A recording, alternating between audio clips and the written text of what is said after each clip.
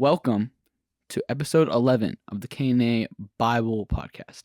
This is the first of two pre-recorded episodes because Austin is lame and is deciding to go to college. So Austin is not even here today. So everyone make a sad sound in 3, 2, 1. Aw. I really hope everyone made a sad sound, or else that's going to be super embarrassing and it's going to be super awkward silence on Sunday. But today Austin and I are talking about Acts chapter 21, 22, 23, 24, 25, and 26. That's right. So it's a lot of chapters, but they're all kind of similar, so it's not going to take too long. We're going to really condense it down and keep it short enough so that Ross can still have time to preach. So this is K&A Bible.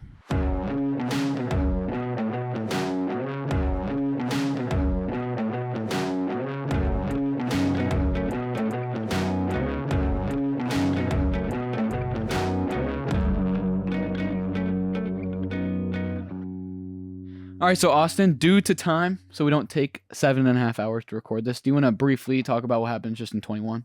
Yeah. So at the beginning of chapter 21, we pick back up with Paul, and he is in Cyprus looking to go to Jerusalem. So as he and his companions are going to Jerusalem, they come across a prophet, and his name is Agabus. And Agabus goes and takes Paul's belt.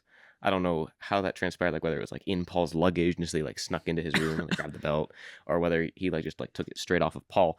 But he gets Paul's belt somehow, and then he binds himself, and he's like, "Hey, this is the prophecy that when you go to Jerusalem, the Jews are gonna bind whoever's belt this is, and they're gonna kill him." Which, like, I feel like he could have just said like, "Hey, they're gonna kill you," instead of like the whole like, "Hey, whoever's belt I'm wearing, they're gonna kill you," and it's like, we all know whose belt it is, Agabus. So Paul's like, okay, that's fair enough. And all of his companions are like, but no, don't do that because we don't want you to die. And he's like, I'm okay if I get bound. I'm okay if I die because I know where I'm going when I die. So it doesn't really matter.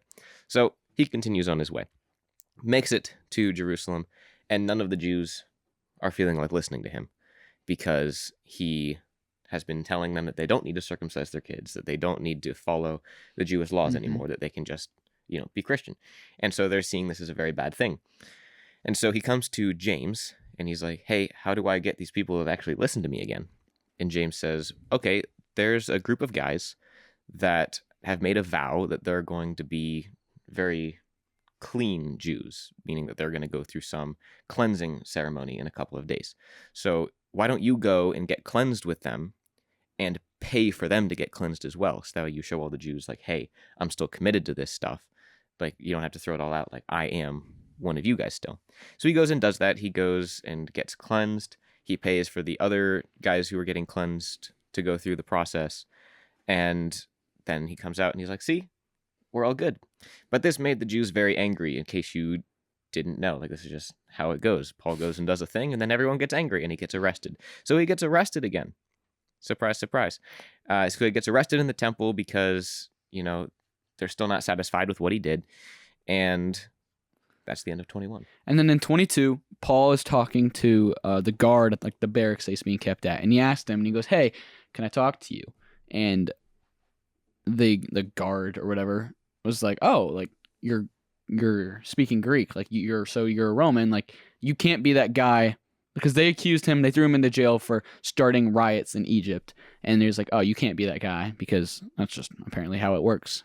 You can't be that guy. So he goes and they start talking, and and Paul goes on and tells him like his whole backstory. He's like, I was Saul, I was blinded on the road on the way to Damascus, I was saved, and now I'm going around preaching. He tells him like his whole life. And the guard is like, oh, like, okay. The people there though are like, no, like, yeah, no. So the people there are like, let's flog this guy, which apparently means whipped. Just found that out. So he's whipped, or they're saying let's whip him.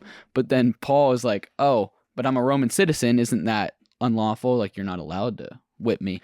And they're like, yeah, okay, you're right. So we can't flog you. So we will just unbind you, kind of let you go. But we're going to send you to the council, to stand before the council, because we have to accuse you and get you in trouble for some crime of some sort. So he goes before the council, and that begins chapter 23.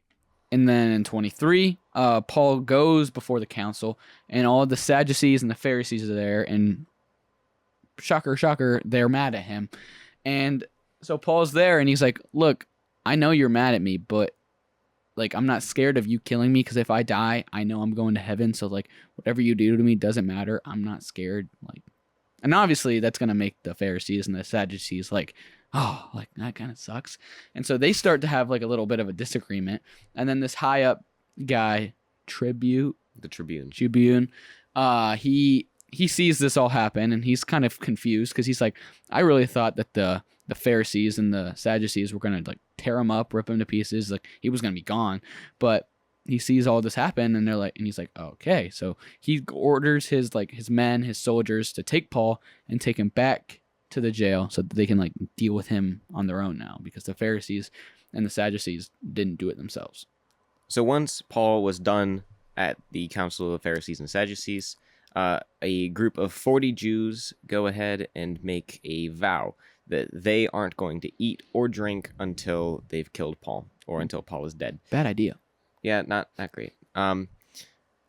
Yeah, honestly, if I was like, I really want this guy dead, I probably wouldn't. Right. Because then what if I wouldn't have my strategy be weaken myself? Exactly. And what if you don't kill him? Then you die. Kill yourself. Exactly. Yeah, I mean that's my strategy. Probably be like hit the gym every day until he's dead. Yeah, L strategy, Jews. Get a better strat, guys. So Paul's nephew learns about this somehow, and so Paul comes to the Tribune, the big powerful guy, and he's like, hey, my nephew has something he wants to say.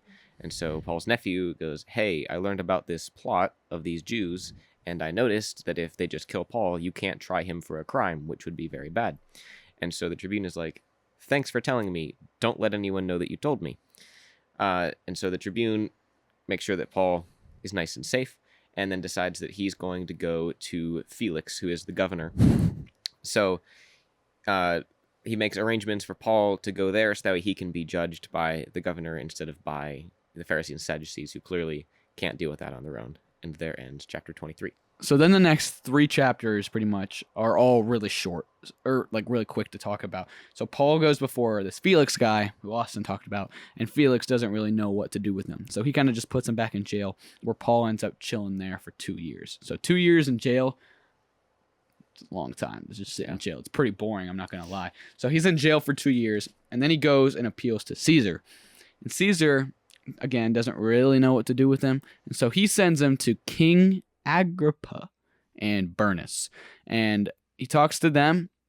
He has a little defense before them. This is in chapter 26 now, and finally towards the end they say, like, they're all sitting there and they go, this man has done nothing wrong, there's no reason for him to be like in these jails and be accused and all of this, so he's ultimately like free, like you're fine. And that's pretty much the end of chapter 26. So that was 6 chapters, right?